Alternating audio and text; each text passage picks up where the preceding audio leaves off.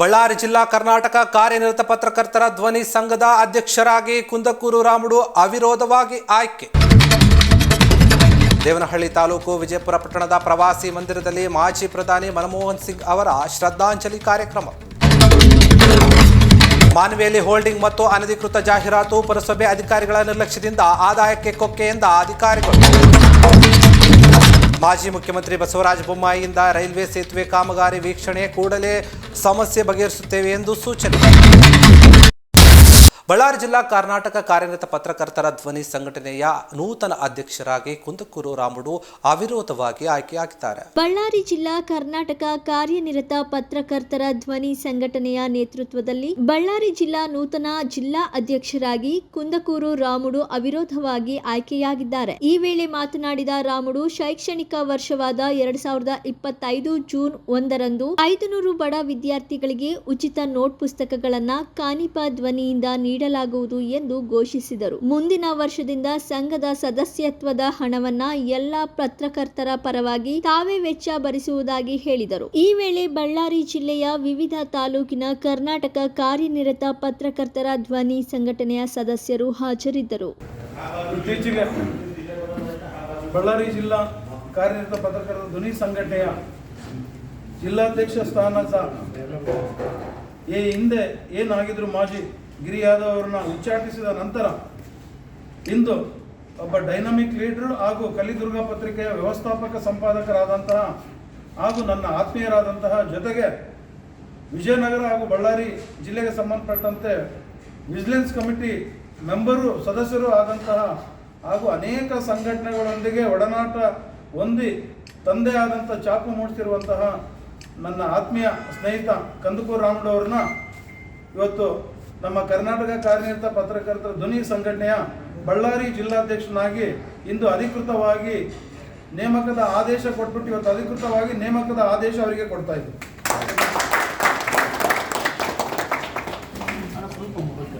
ಇದರ ಜೊತೆಗೆ ಇವತ್ತು ಈಗಾಗಲೇ ಒಂದು ಸುಸಜ್ಜಿತವಾದಂಥ ಆಫೀಸು ಈಗಾಗಲೇ ನಮ್ಮ ಜಿಲ್ಲಾಧ್ಯಕ್ಷರು ಕುಂದಕೂರು ರಾಮುಡು ಅವರು ಈಗಾಗಲೇ ಆಫೀಸ್ ಮಾಡಿದ್ದಾರೆ.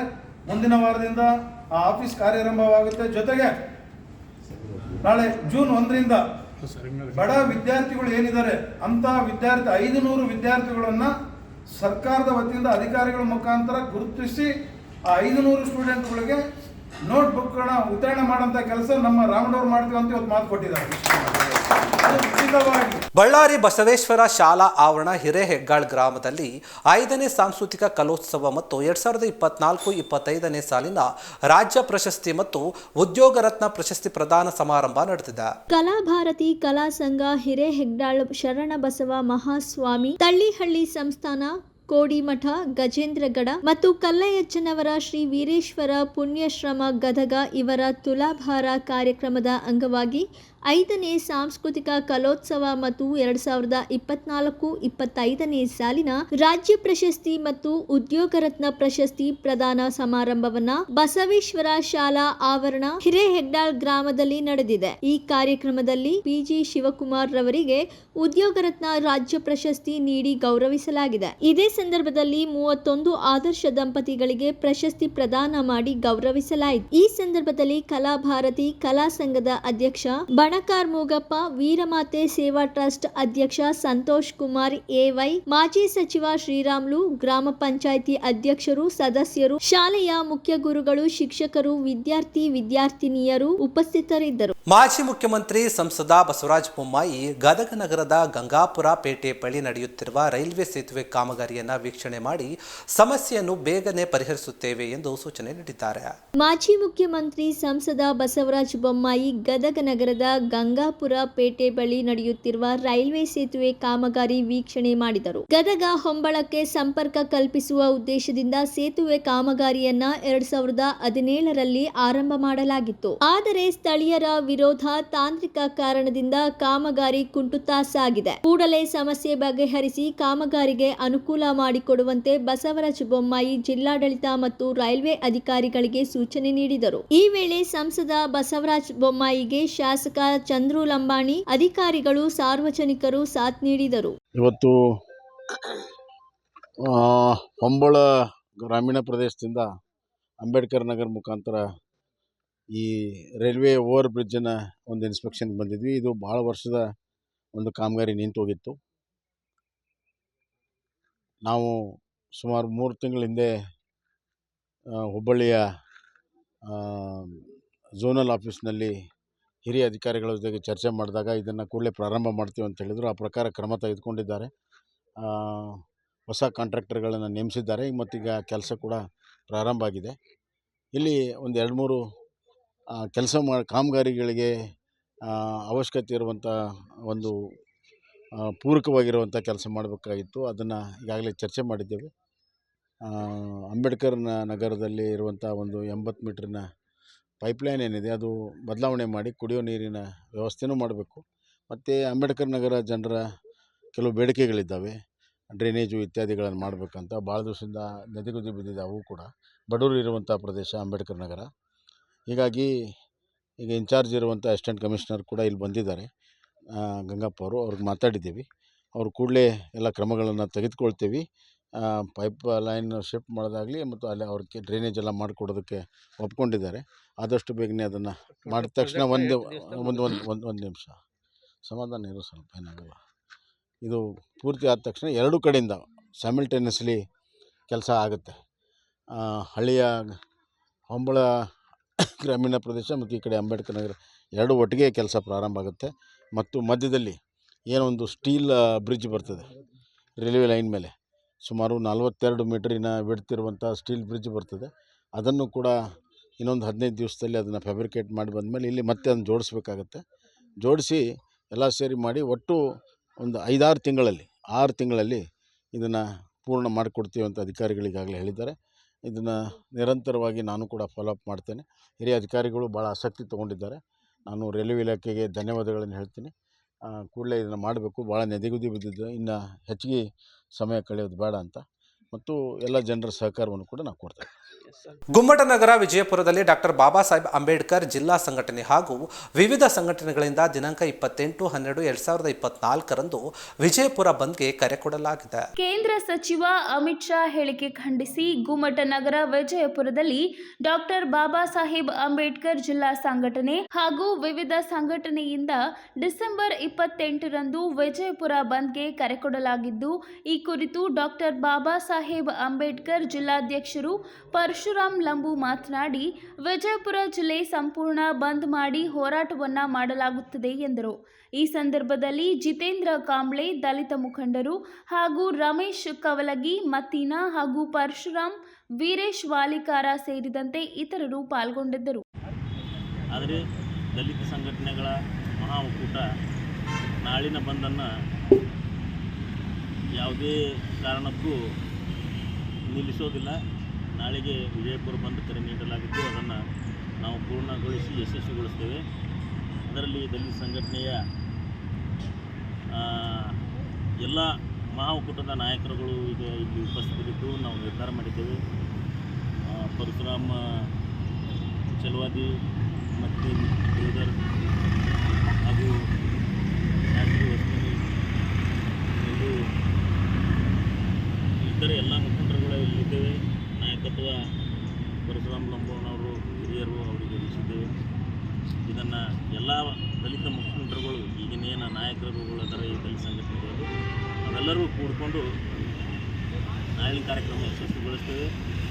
ಮತ್ತು ಆ ಕಾಂಗ್ರೆಸ್ನವರ ಏನು ಮುಂದೂಡಲಾಗಿರುವ ಅನ್ನುವ ಸಂದೇಶವನ್ನು ಈಗ ಹಳ್ಳಿಗಳಲ್ಲಿ ಹಬ್ಬಿರ್ತದೆ. ಅದಕ್ಕೋಸ್ಕರ ಎಲ್ಲ ನಮ್ಮ ಅಂಬೇಡ್ಕರ್ ಅನುಯಾಯಿಗಳು ಮತ್ತು ಅಭಿಮಾನಿಗಳು ಹಾಗೂ ಮಾನವೀಯ ಮೌಲ್ಯಗಳಲ್ಲಿ ನಂಬಿಕೆಯುಳ್ಳಂಥ ಎಲ್ಲ ಈ ಭಾರತೀಯ ಸಂವಿಧಾನದ ಮೇಲೆ ಗೌರವ ಹಾಗೂ ಹೆಮ್ಮೆ ಪಡುವಂಥ ಎಲ್ಲರೂ ನಾಳಿನ ಕಾರ್ಯಕ್ರಮದಲ್ಲಿ ಭಾಗವಹಿಸಿದೆ ಅಂತೇಳಿ ಎಲ್ಲರಲ್ಲಿ ನಾವು ಈ ದಲಿತ ಸಂಘಟನೆಗಳ ಮಹಾ ಒಕ್ಕೂಟದ ಪರವಾಗಿ ಮನವಿ ಮಾಡಿಕೊಟ್ಟಿದ್ದೀವಿ.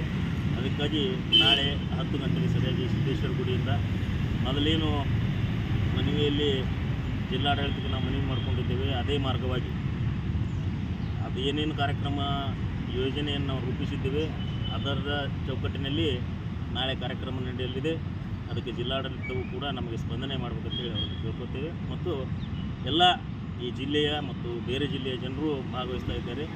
ಸುತ್ತಮುತ್ತಲಿನ ಬಾಗಲಕೋಟೆ ಆಗಲಿ, ಗುಲ್ಬರ್ಗ ಆಗಲಿ, ಬೆಳಗಾವಿ ಆಗಲಿ, ಅವರಿಗೂ ಕೂಡ ನಾಳಿನ ಕಾರ್ಯಕ್ರಮ ಏನು ರದ್ದಾಗಿರಲಿಲ್ಲ, ಬಿಜಾಪುರ ಬಂದ ನಾಳೆ ಕರೆ ಕೊಡಲಾಗಿತ್ತು. ಅದನ್ನು ಸಕ್ಸಸ್ಫುಲ್ ನಾವು ಮಾಡ್ತೇವೆ ಅಂತೇಳಿ ದಲಿತ ಸಂಘಟನೆಗಳ ಮಹಾಕೂಟದ ಪರವಾಗಿ ನಮ್ಮೆಲ್ಲರಿಗೆ ಕೇಳ್ಬೋದು. ಮಾನ್ವಿಯಲ್ಲಿ ಹೋಲ್ಡಿಂಗ್ ಹಾಗೂ ಅನಧಿಕೃತವಾಗಿ ಜಾಹೀರಾತು ಹಾಕಲಾಗುತ್ತಿದೆ. ಆದರೆ ಪುರಸಭೆ ಅಧಿಕಾರಿಗಳ ನಿರ್ಲಕ್ಷ್ಯದಿಂದ ಆದಾಯಕ್ಕೆ ಕೊಕ್ಕೆ ಬಿದ್ದಿದೆ ಎಂದು ಪುರಸಭೆ ಅಧಿಕಾರಿಗಳು ಆಕ್ರೋಶ ವ್ಯಕ್ತಪಡಿಸಿದ್ದಾರೆ.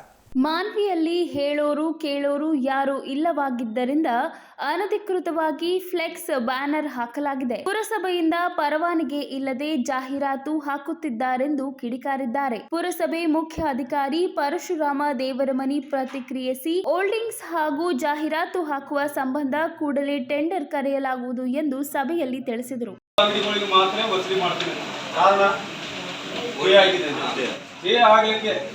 ಲೋಪ ದೋಷ ನ್ಯೂನತೆಗೆ ಯಾರು ಕಾರಣ? ಪುರಸಭೆದವರ ಇಲ್ಲಿ ಅಲ್ಲಿನ ಫಲಾನುಭವಿ ಯಾಕೆ ತಡಪಡಿಸಿರುತ್ತ? ಆಮೇಲೆ ನೀವು ಅದನ್ನ ಮತ್ತೆ ರೀಟೆಂಡರ್ ಕಟ್ಟಲಿಕ್ಕೆ 40ರಲ್ಲಿ ಟೋಟಲಲ್ಲಿ 10 ಹೊರತುಪಡಿಸಿ 30 ರೀಟೆಂಡರ್ ಕಟ್ಟಲಿಕ್ಕೆ ಮಳಿಗೆಗೊಳಿಸಿ 2 ವರ್ಷ ಮಾಡಿ ಕಾಲ.